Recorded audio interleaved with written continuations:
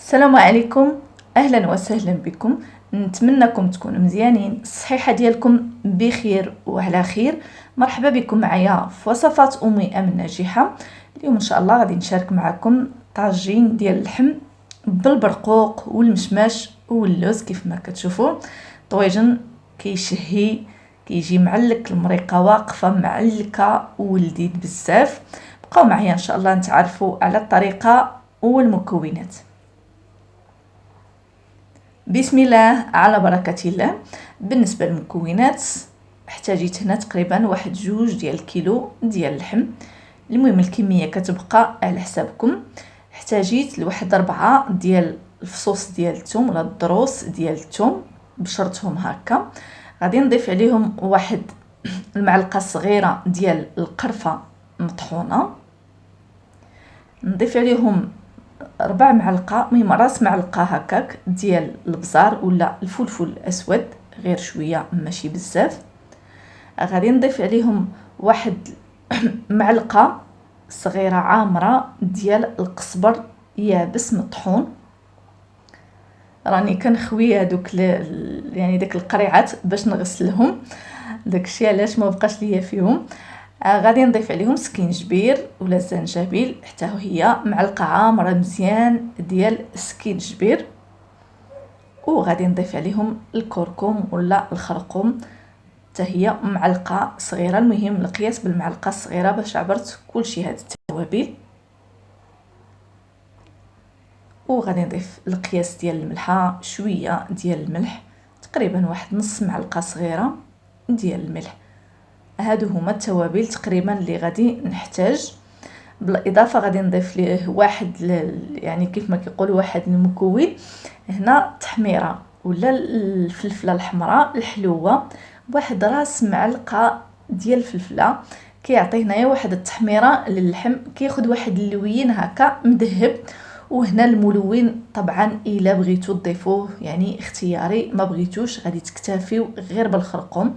انا ضفت واحد الرشيشه هكا صغيره ديال الملون الغذائي، الا بغيتوه كيف ما قلت لكم. والناس اللي ما كيحبوش ما يديروش صافي. وغادي نضيف باش نخلط هاد التوابل واحد نص كاس ديال الماء.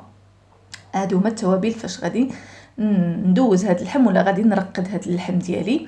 الا بغيتو ترقدوه يعني هكا غادي تمرروه في هذيك التشرميله وتخليوه هكا، كان معكم الوقت تخليوه شويه كيتشرب، راه كيجي من الاحسن. يعني من احسن الا خدا ديك التشرميله كيجي اللحم لذيذ.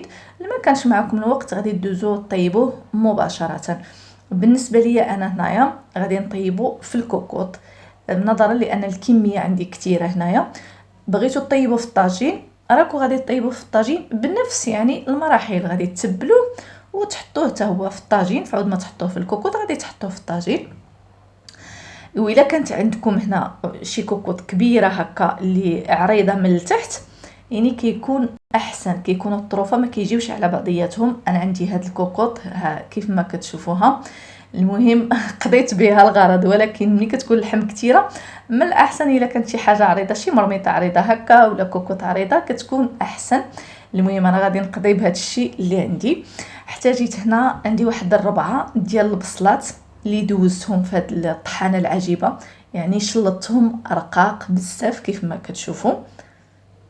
بغيتو ديروه في الطاجين غادي ديروا غير الكميه قليله، يعني في الطاجين ما غاديش ياخذ لكم 2 ديال الكيلو، غادي ديروا قياس كيلو وغادي ديروا معاه قياس ديال 2 ديال البصلات. تقريبا هنايا انا كل كيلو درت ليه 2 ديال البصلات. هنا واحد لاسيوس غادي نقتسمها معكم. بالنسبه لي انا هنا كيف ما شفتوا حطيت البصله على ديك اللحم ودرته فوق البوطه وقللت ديك البوطه وخليتها صفرت، يعني دوزات صفرها تقريبا واحد 10 ديال الدقائق وحليت عليها. يعني في عوض ما غادي نحط هذيك اللحم كتبقى كتقلى ليا درت هذه الطريقه صافي. من بعد ما حليت عليها ضفت ليها واحد المعلقه عامره ديال السمن، ما عمرش بزاف صراحه، هي شويه قريبه عمار هذاك الشيء اللي عندي. كانت عندكم السمن ديروا معلقه عامره.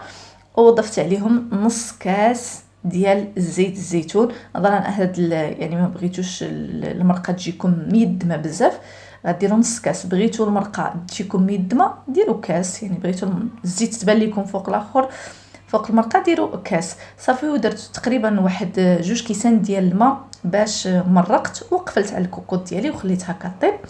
بالنسبه للوز هنايا خديت واحد الكميه باش غادي نزين، درتها غلات هكا يعني واحد في الماء، غير غلات واحد شويه وحيدتها وفسختها. وبالنسبه للبرقوق هنا والمشماش حتى هما خديت واحد كميه شويه على حسابكم صراحه الله، شويه من البرقوق وشويه من المشماش غادي نديرهم حتى هما باش غادي يتعسلوا ليا. الطريقه اللي غادي ندير معكم يعني حطيتهم في الماء مباشره، غادي عفوا حطيتهم في الماء مباشره، غادي نعسلهم يعني ما غاديش نخليهم حتى يطيبوا وعاد نعاود نعسلهم. غادي نحط معاهم السكر ونحط معاهم القرفه وكل شيء داكشي في مره واحده ونخليهم كيتعسلوا، يعني كل شيء في دقه واحده، راه ما كياخذوش معنا وقت كتير.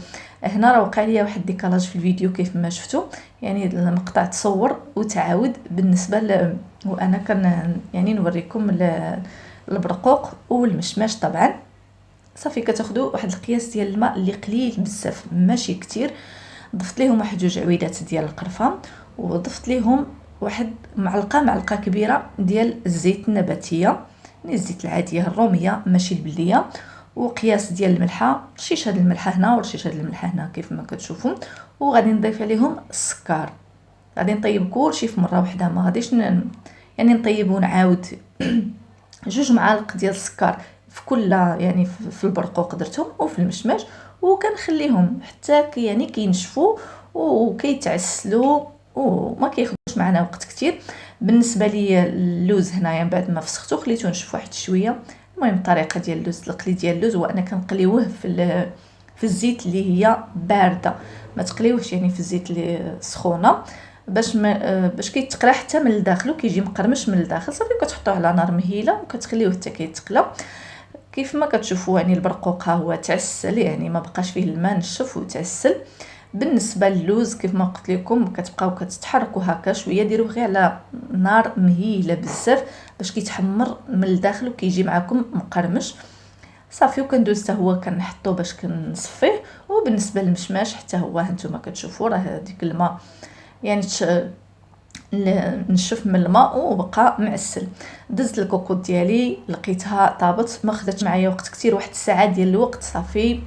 يعني اللحم لقيتو طاب. المريقه هي هذيك اللي انا ما ديروش الماء بزاف باش ما تبقاش لكم المرقه في الكوكوط بزاف. وفي حاله ما الا بقات لكم طبعا غادي تجهدوا شويه على البوطه وتخليوها حتى كتنشف المريقه وكتجي هكا مدغمره وكتجي معلكه.